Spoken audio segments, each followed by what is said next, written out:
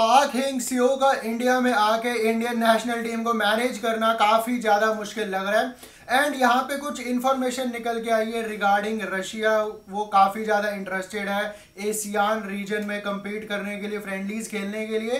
क्या इंडिया भी खेल सकती है? Hey guys, welcome back to my channel. And अगर आप चैनल पे पहली बार ही आए हो तो make sure to subscribe to this channel, क्योंकि यहाँ पे आपको इंडियन फुटबॉल पे डेली रिलेटेड वीडियोस मिलती रहती हैं। So make sure to subscribe यार। सो सबसे पहले बात करते हैं थोड़ी सी अनवर अली की। अनवर अली अभी मोहन बगान के प्लेयर है, मोहन बगान के प्लेयर हैं वो। एंड मोहन बगान ने उनको कॉल अप कर लिया है to train with them. And Mohun Bagan के ही प्लेयर रहेंगे आगे चल के भी। अभी तक अनवर अली की आज सच कोई न्यूज़ नहीं आई है। यस, काफ़ी ईमेल्स आई हैं, काफ़ी कुछ ईस्ट बंगाल रंजीत बजाज चल रहा है, बट क्लैरिटी उस मुद्दे पे ये है कि अभी मोहन बगान के प्लेयर हैं अनवर अली। अभी आप किसी भी और न्यूसेंस र्यूमर्स पे कि ईस्ट बंगाल ने साइन कर लिया है, रंजीत बजाज ने ये कह दिया है, ईमेल में ये था, ईमेल में वो था, इस पे बिलीव मत करो। अभी अनवर अली मोहन बगान के प्लेयर हैं। एंड आई थिंक कि वो इस कैलिबर का प्लेयर है कि जो दो फॉरनर्स साइन करे हैं उन्होंने, डिफेंडर्स मोहन बगान ने, उनको तक वो बेंच कर सकते हैं। उन दोनों में से एक को बेंच कर देंगे अनवर अली, क्योंकि अनवर अली ने अब ये जो माचिस लगाई है ना मोहन बगान मैनेजमेंट को, इसमें अब ये हो जाएगा कि भैया प्लेयर हमारे लिए खेलना चाहता है, इस प्लेयर को खिलाओ वरना ये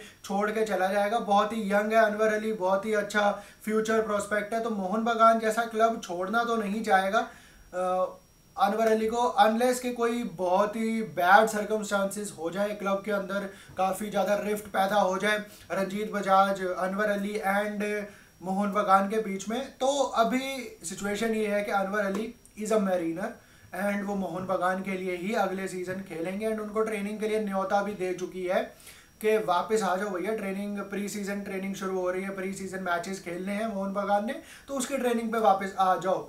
तो अब बात ये है कि अगर अनवर अली चले जाते मोहन बगान से, या आगे भी अगर वो चले जाते हैं अगले एक महीने में, अगले 10-15 दिनों में, you never know, transfer market कभी भी हिल जाती है, इधर से उधर पेंडुलम शिफ्ट हो जाता है, तो जीक्सन सिंह के लिए ऑल आउट जाएगी यहाँ पे मोहन बगान। एंड जीक्सन सिंह को अगर वो अपनी टीम में लाते हैं मोहन बगान, तो एक ऑल इंडिया मिडफील्ड उनकी हो जाएगी। सहाल अब्दुल समद दिखेंगे हमको वहाँ पे, थापा दिखेंगे, जीक्सन सिंह देखेंगे दिखने को मिलेंगे, और यहाँ पे हमको दीपक टांगड़ी भी देखने को मिल सकते हैं।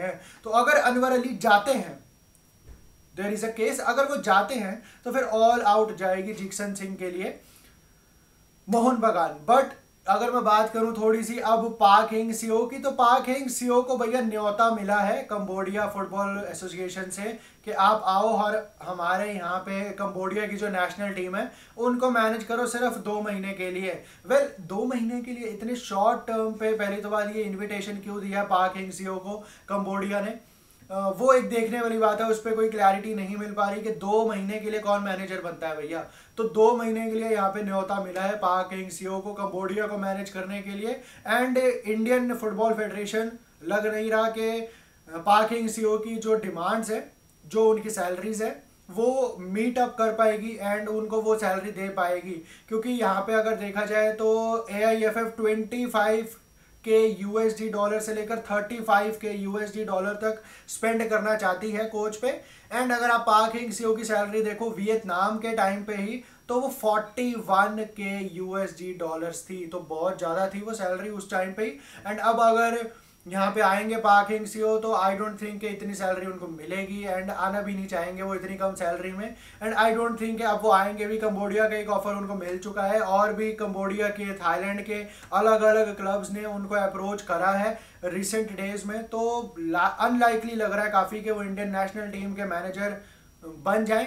10 से 15% में सिर्फ चांसेस दूंगा उनको मैनेजर बनने के, क्योंकि लग नहीं रहा है। काफ़ी सारे क्लब्स ने एंड काफ़ी सारी नेशनल टीम्स ने जो एशियन रीजन की हैं उन्होंने अप्रोच करना शुरू कर दिया है पाक हेंग सियो को।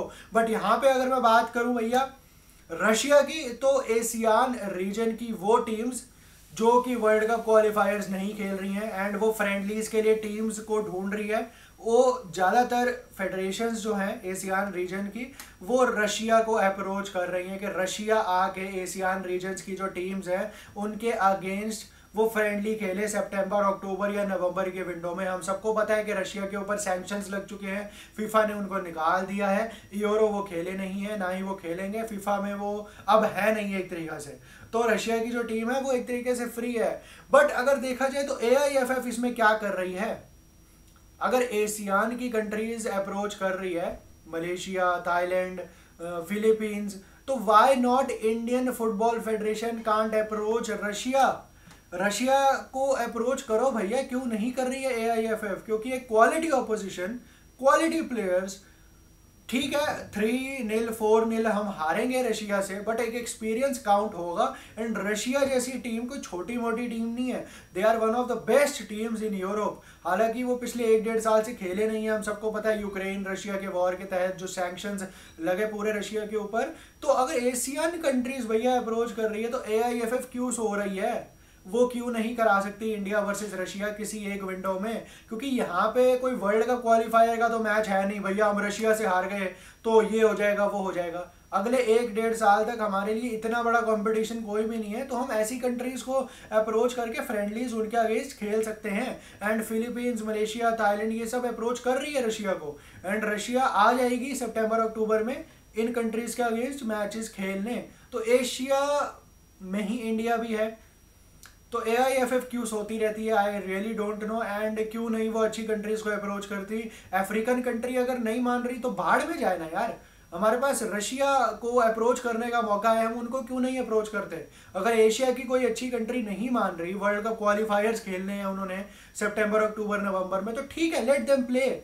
हमें उन कंट्रीज को देखना चाहिए जो अवेलेबल है, जो फ्री है, जो आ सकती हैं। वो रशिया एक हो सकती थी, बट AIFF अब अप्रोच तो नहीं कर रही है रशिया को। तो इंडिया वर्सेस रशिया हो सकता था अगर हम अप्रोच करते हैं तो, क्योंकि अगर फिलीपींस, मलेशिया, थाईलैंड अप्रोच कर सकती है तो भैया AIFF जरूर कर सकती है, बट क्यों नहीं कर रहे हैं वो, ये तो वही जाने। तो do let me know your thoughts regarding Anwar Ali, Jeakson Singh, Park Hang-seo and Russia. क्या हमें रशिया के साथ फ्रेंडली खेलना चाहिए या नहीं? तो यही थी आज की वीडियो। अगर आपको पसंद आई हो तो लाइक, शेयर एंड सब्सक्राइब जरूर कर देना। Till then peace out.